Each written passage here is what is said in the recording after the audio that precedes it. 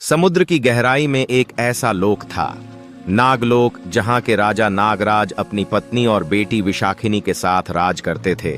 इस लोक के बारे में धरती पर कोई नहीं जानता था। चमकते मोती, रत्नों से बने महल और एक दिव्य मणि जिसकी रोशनी पूरे लोक की जान थी। उसे कहते थे नागमणि। कहा जाता था जिसके पास नागमणि होगी उसके पास अपार शक्ति होगी। उस समय धरती में एक कालसुर नाम के राक्षस का आतंक था। वह और शक्ति के लालच में निर्दोष प्राणियों को मार देता और उनकी आत्माओं को अपने कब्जे में कर लेता। एक दिन कालसुर को एक तांत्रिक मिला।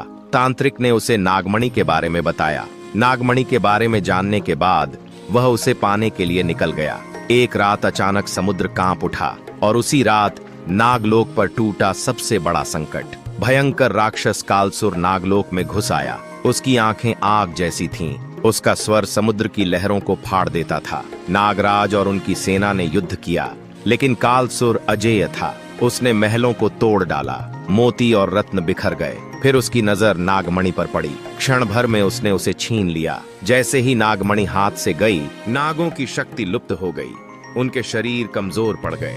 लोहे की जंजीरें प्रकट हुईं और सब नागवासी कैद हो गए। पूरा नागलोक सुनसान हो गया। सिर्फ एक ही बची थी, राजकुमारी विशाखिनी। वह उस समय समुद्र की सतह पर तपस्या कर रही थी।